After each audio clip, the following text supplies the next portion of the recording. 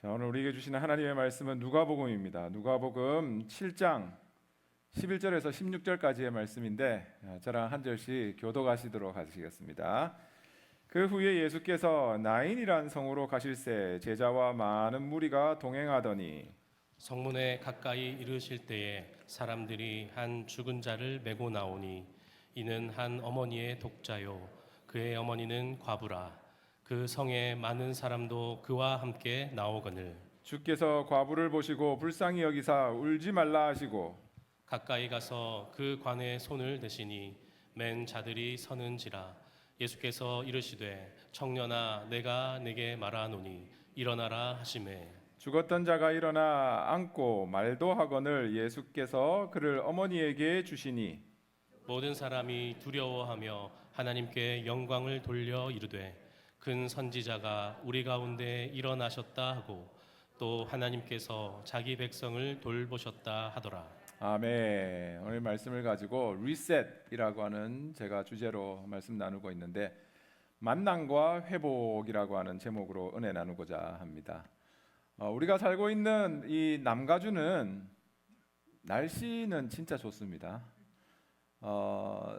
저희들은 지난주에 좀 날씨가 추웠는데 한 60도 정도만 되더라도 솔직하게 많이 춥게 느낍니다. 그죠? 저도 춥더라고요. 제가 이제 동부에 있는 친구, 피츠버그에 있는 친구한테 전화를 할 일이 있어가지고 통화를 했는데 몇 도냐 묻길래 우리가 지금 한 60도 정도 되는데 좀 많이 춥다 하니까 아주 비웃으면서 여기는 영하다 그러는 거예요. 굉장히 눈도 많이 와가지고 오도 가도 못하는 그런 상황이 벌어졌는데 어떻든지 간에 우리 남가주 특히나 우리 이 세리토스 그리고 우리 오렌지 카운티 이쪽은 정말 살기는 좋은 장소가 미국에서 저도 미국 남부에도 살아봤고 동부에도 살아봤고 이거 서부에도 살아봤는데 제가 처음으로 미국에 정착한 데가 공부 때문에 동부기 때문에 동부에 살았는 거지 서부로 처음 왔다면은 나도 서부 안 떠났겠다 하는 생각이 많이 들더라고요.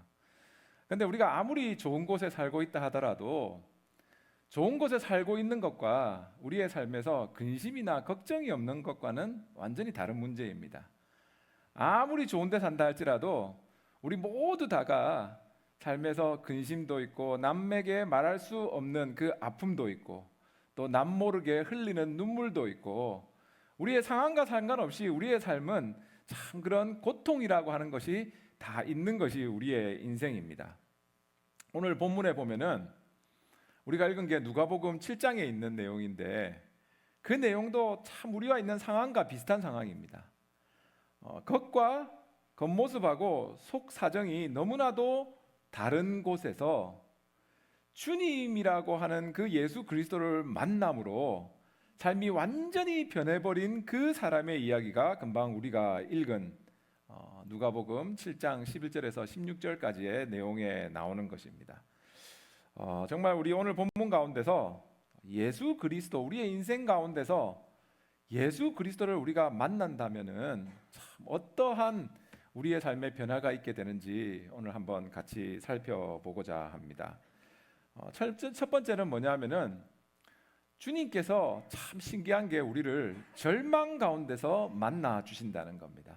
우리 한번 앞에 있는 거 다 같이 읽어볼까요? 시작. 절망에서 만난 주님. 네, 절망에서 만난 주님.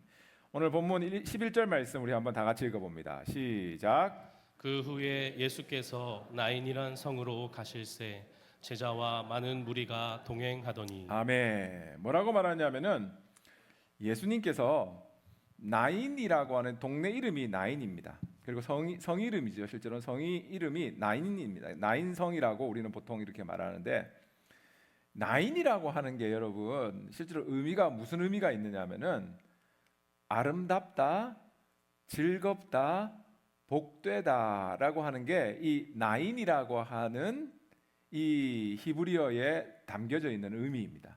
그러니까 실제로 도시의 이름은 뭐냐면은 굉장히 아름다운 도시 그리고 기쁨이 가득하며 더욱더 즐거움이 있는 도시가 이 나인이라는 도시입니다. 그런데 지금 이 나인이라고 하는 도시에 예수님이 도착하자마자 가장 먼저 만난 것은 뭐냐 하면은 전혀 아름다움이나 기쁨이 없는 장래 행렬을 예수님이 만나게 된 겁니다. 그리고 거기에서 누가 누워 있냐면은 젊은 청년이 누워 있는데 그 장례 행렬에 맨 앞에 선 사람이 누구냐면은 그 청년의 엄마입니다. 근데 이 여인이 성경에는 뭐라고 말을 하냐면은 과부라고 합니다.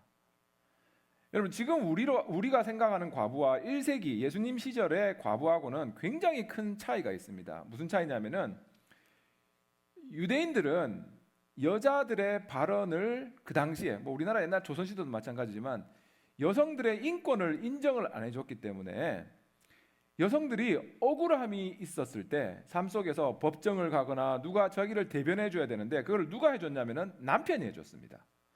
근데 그 남편이 없는 과부라고 하는 것은 자기를 누군가가 돌봐줄 사람도 없고 자기를 대변해 줄 수 없는 그런 사회적 신분이 과부였습니다.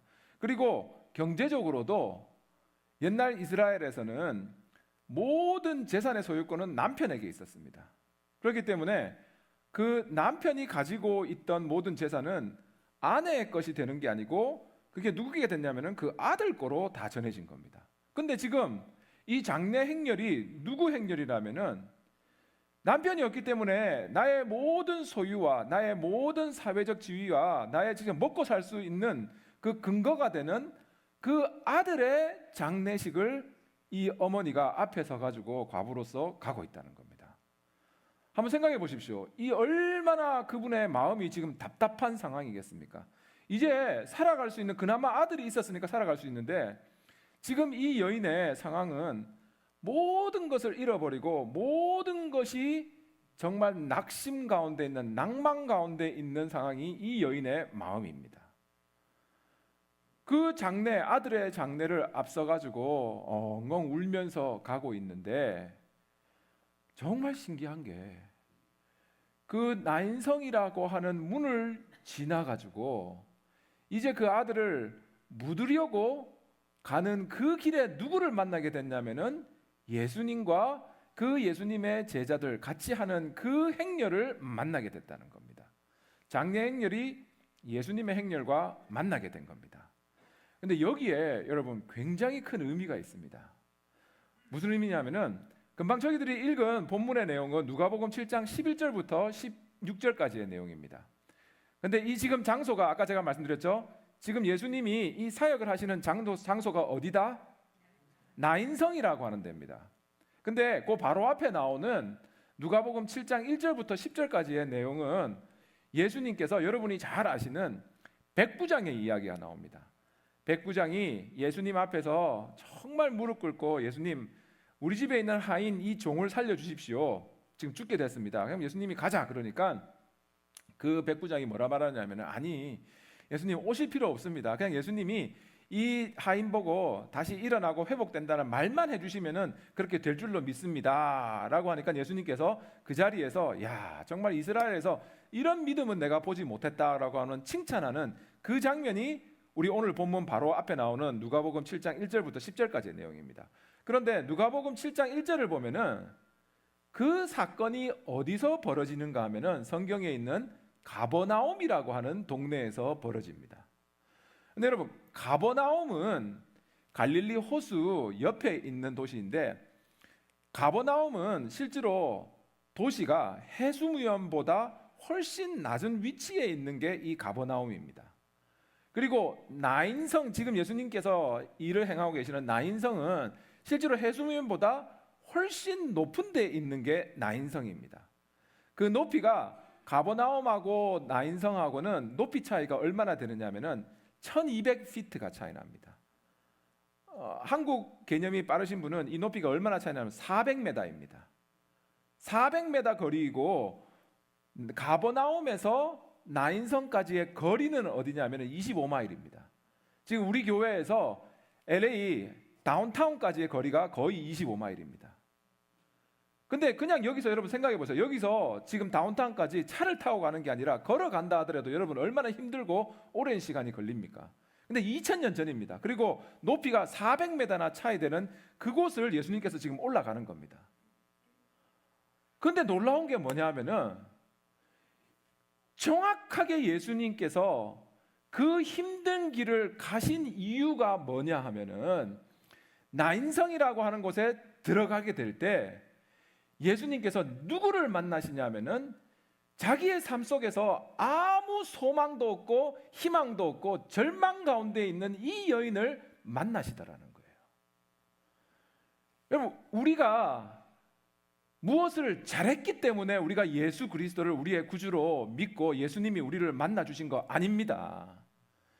절대적으로 우리는 보잘것없는 존재이고 우리는 연약한 존재이지만 예수 그리스도의 은혜가 그 험난한 길을 거쳐가지고 이 나인성에 있는 과부를 만나 주신 그 주님의 은혜가 우리의 삶에도 먼저 우리의 공로가 아니고 우리는 보잘것없는 존재이지만 그 우리를 먼저 사랑하여 주셔서 우리를 찾아와 주시고 우리로 하여금 예수 그리스도를 구주로 믿게 하여 주셨다는 겁니다.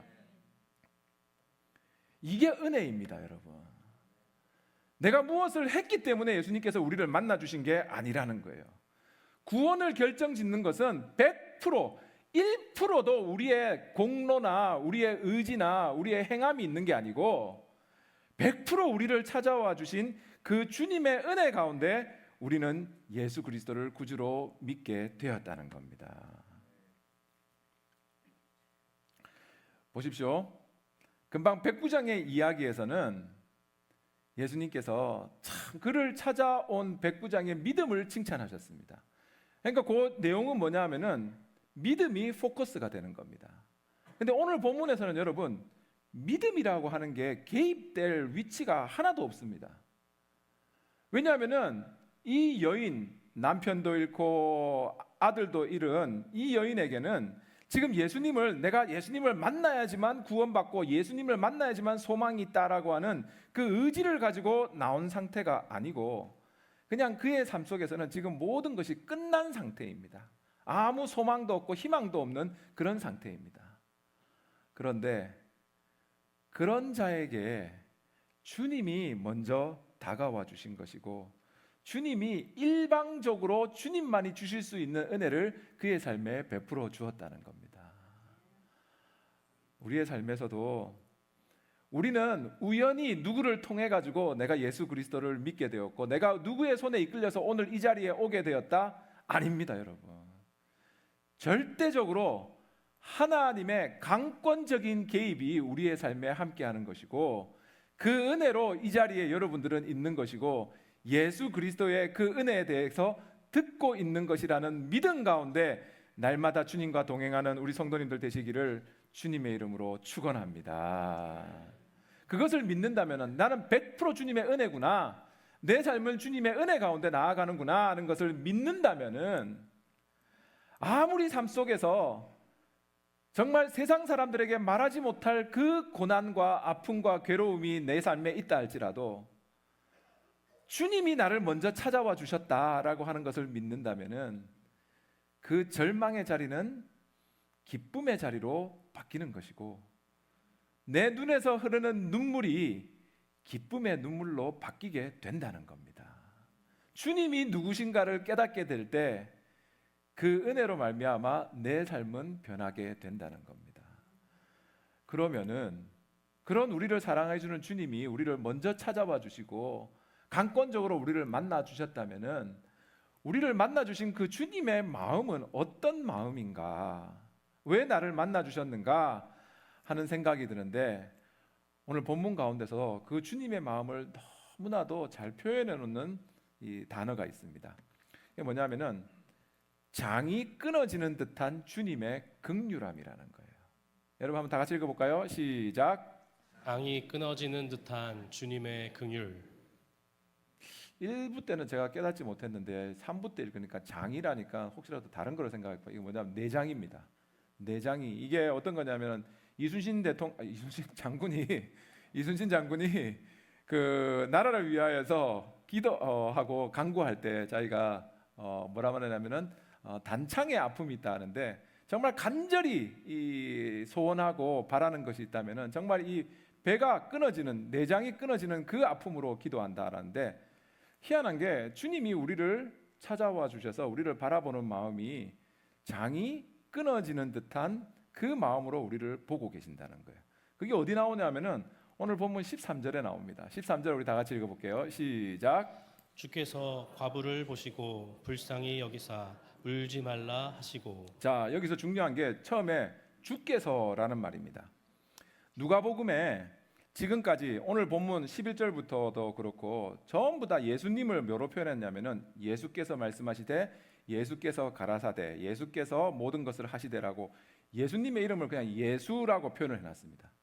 근데 13절에 지금 이 정말 소망 없는 과부를 만났을 때 성경에서는 누가는 그 예수님을 뭐로 표현하냐면은 주께서라고 하는 키리오스라고 하는 정말 예수 그리스도가 이 세상 만물을 창조하신 분이고 예수 그리스도가 우리의 모든 것의 주인 되신다라고 하는 것을 한 번 더 말해주기 위하여서 예수님을 향하여서 주께서라고 하는 이 말을 쓰고 있습니다. 그러니까 예수님께서 주께서 그 과부를 보시고 예수님의 지금이 그 과부를 보는 마음이 뭐라고 표현되냐면은 불쌍히 여기사라고 하는 말이 나옵니다. 영어로도 그 말을 그냥 보면은 The Lord saw her이라고 하는데 이 불쌍히 여기사라고 하는 이 원어가 어떠한 단어인가 하면은 스플랑크 니조마이라고 하는 단어입니다. 스플랑크 니조마이라고 하는 단어인데 이거는 그냥 누구를 봤을 때 우리가 흔히 말하는 컴패션이라고 하는 그냥 불쌍히 여기는 그 마음이 아닙니다. 이건 어떤 마음이냐면은 진짜 그를 바라볼 때 아까 제가 말씀드렸지만 너무나도 안타깝고 너무나도 그 사람의 상황이 불쌍해서 내 모든 것을 그냥 내어놓고 그를 도와주고 싶고 정말 스플랑크 니조마이라는 것은 내 창자가 끊어지는 듯한 애틋한 마음으로 주님이 이 과부를 보고 계신다는 겁니다. 근데 성경에서 이 스플랑크 니조마이라고 하는 단어는 총 몇 번 쓰였냐면은 12번 쓰였습니다.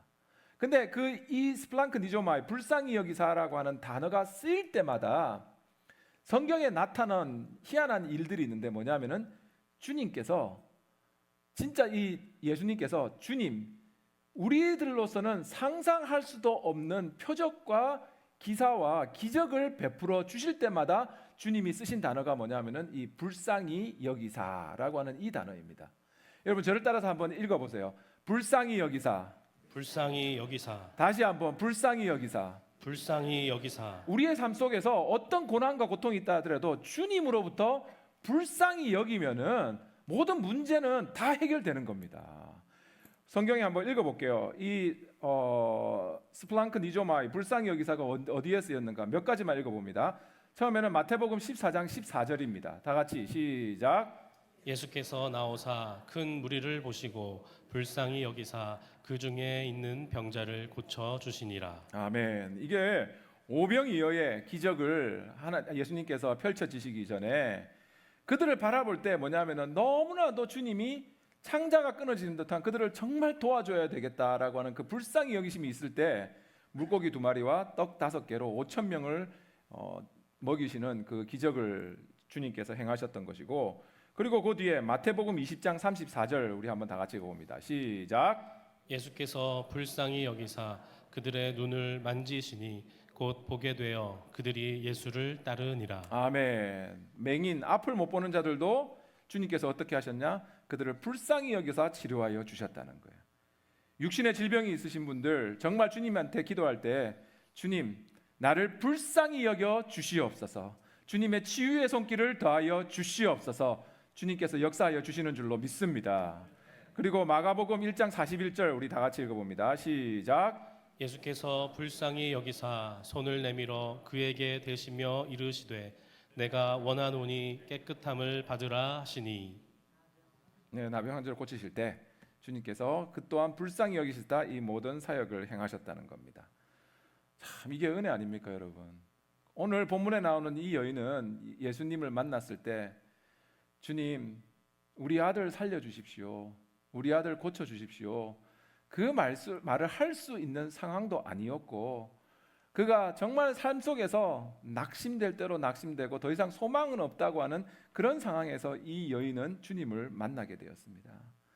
그런데 그 주님을 만났을 때 이 주님의 압도적인 긍휼과 은혜가 절대적인 사랑이 이 여인에게 이 스플랭크 니조마이라고 하는 불쌍히 여기는 마음으로 주님에게 다가오게 되었고, 주님께서는 이 여인이 상상할 수 없는 그 낙심된 마음을 위로해 주셨다는 겁니다.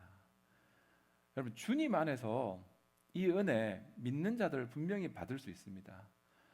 제가 책을 읽다 보니까 미국에 마크 로틀랜드라고 하는 목사님이 계십니다. 마크 로틀랜드라고 하는 목사님이 재밌는 조사를 했습니다. 뭐냐면은 미국 사람들에게 당신의 인생에서 가장 듣고 싶은 말이 무엇입니까? 라고 하는 것을 물어봤다고 합니다. 그러니까 미국 사람들입니다. 미국 사람들이 내 인생 가운데 이 말을 가장 듣고 싶습니다 라고 하는 거 1, 2, 3위가 나왔습니다. 1위는 뭐냐 하면은 I love you입니다. 당신을 사랑합니다. 그러니까 사랑받는 자라고 하는 그거를 제일 사람들이 많이 듣고 싶어하고, 두 번째는 뭐냐 하면은 I forgive you입니다. 나는 당신을 용서합니다. 그 말을 듣고 싶습니다. 듣고 미국 사람들은 듣고 싶어합니다. 한국 사람도 마찬가지죠. 근데 3위로 뭐가 올랐냐면은 여러분이 무엇을 생각하든지 그거는 아닙니다. 왜냐하면은 미국 사람들이 가장 듣고 싶어하는 말 3위가 뭐냐면은 Dinner is ready입니다. 처음에 제가 이거를 읽고 나서 이거 조사 잘못한 거 아닌가 하는 생각이 들더라고요. Dinner is ready라고 생각하면 한국말로 바꾸면 뭡니까? 밥 먹으라는 거 아닙니까? 왜 이게 올라왔을까라고 가만히 생각해 보니까 맞다 하는 생각이 드는 거예요. 뭐냐면 우리가 자라면서 어머니들이 항상 우리한테 해주는 말이 뭐냐면은 밥 먹어라. 그리고 우리가 커가지고 결혼하고 나서 죄송합니다. 남자들은 항상 듣는 말이 뭐냐면은 밥 먹으세요. 식사하세요. 아내들부터 듣는 거잖아요. 그러니까 밥을 먹으라, dinner is ready라고 하는 말을 들을 때 우리는 무엇을 생각하느냐면은 학교에서 어떤 일이 있었든지 간에 내 삶 가운데서 어떤 어려움이 있었고 고난이 있고 아픔이 있고 괴로움이 있었든지 간에 엄마가 사랑으로 해주는 그 식탁에 함께함으로 말미암아서 그 모든 것이 그냥 다 풀려버리는 거예요. 그러니까 미국 사람들은 항상 이 dinner is ready라고 하는 그 말을 듣기를 너무나도 원한다는 거예요. 제가 가만히 그거를 깨닫고 나니까 주님께서도 동일하게 우리에게 이 말씀을 해주시는구나 하는 게 깨달아집니다. 우리가 세상 가운데서 어떠한 힘듦이 있고 고난이 있다 할지라도 주님께서는 창자가 끊어지는 그 국률함으로 우리를 바라보시면서 하는 말씀이 뭐냐면은 내가 너를 사랑한다는 거예요. 어떠한 어려움이 네 삶, 그러니까 네가 지금 눈물을 흘리는 고난이 있다 할지라도 나 너 사랑한다는 거예요. 그리고 나서 주님께서는 우리에게 뭐라 말씀하시느냐? 주님, 나는 실수하고 나는 잘못하고 나는 이 죄를 지을 수밖에 없는 죄인인데 주님께서는 다시금 우리를 향하여서 뭐라 말씀하시느냐? 아니, 십자가의 보혈의 능력으로 나는 너를 용서한다는 거예요. I forgive you. 그리고 나서 정말 낙심되고 지친 우리를 향하여서 주님은 뭐라 말씀하시느냐? 내 품으로 오라는 거예요. 함께 나와 나누고 함께 나와 시간을 보내며 dinner is ready라고 하는 나와 함께 이 모든 것을 나누자라고 하는 그 주님의 마음이 우리를 향하고 있다는 겁니다. 여러분, 이게 얼마나 우리에게는 복된 소식이고 은혜입니까? 여러분, 1부 예배 때는 영어로 했는데 우리 3부는 한국말로 한번 다 같이 저를 따라해 보세요. 사랑합니다. 사랑합니다. 다시 한번 사랑합니다. 사랑합니다. 두 번째, 용서합니다. 용서합니다. 더 크게 용서합니다. 용서합니다. 세 번째, 같이 밥 먹읍시다. 같이 밥 먹읍시다. 다시 한번 같이 밥 먹읍시다. 같이 밥 먹읍시다. I love you, I forgive you, dinner is ready. 주님이 똑같이 우리의 삶에 수고했다, 내 품으로 들어와서 함께 쉬며 함께 이 모든 것을 나누자라고 하는 것을 우리를 초청해주고 계신다는 겁니다. 이사야 49장 15절 말씀 우리 한번 다 같이 읽어볼게요. 시작. 여인이 어찌 그 젖 먹는 자식을 잊겠으며 자기 태에서 난 아들을 긍휼히 여기지 않겠느냐. 그들은 혹시 잊을지라도 나는 너를 잊지 아니할 것이라. 아멘. 주님은 우리가 아무리 연약하고 세상 사람들이 우리를 무시하고 몰라주고 세상에서 우리에게 아픔을 준다 할지라도 나는 너를 잊지 않는다라고 하는 말씀을 주시고, 그 주님께서 정말 낙심한 이 나인성 여인을 찾아와 주신 그 주님께서 우리의 삶에도 동일하게 찾아와 주시고 우리의 상처난 마음을 어루만져 주시는 줄로 믿습니다. 그리고 우리의 주님, 우리가 주님을 만나게 되면은 우리의 삶에서 받는 은혜가 무엇인가 하면은 절망의 행렬에서 소망의 행렬로 바뀐다는 겁니다. 우리 한번 앞에 있는 거 다 같이 읽어봅니다. 시작. 절망의 행렬에서 소망의 행렬로. 오늘 14절 말씀 다 같이 읽어봅니다. 시작. 가까이 가서 그 관에 손을 대시니 맨 자들이 서는지라. 예수께서 이르시되 청년아 내가 네게 말하노니 일어나라 하시매. 예수님께서 그 청년 장례 행렬에 있는 앞에 있는 청년의 관에다가 손을 대셨다고 합니다. 근데 이거는 굉장한 의미가 있는 겁니다. 왜냐하면은 이스라엘 율법에 의하면은 죽은 시체나 죽은 자에게 손을 대는 것은 7일 동안 부정하기 때문에 누구도 그 주위에 갈 수 없고, 쉽게 말해서 스칼렛 레터라고 하는 그런 다른 사람으로부터 배척받는 행동이 뭐냐면은 죽은 시체에 손을 얹는 겁니다.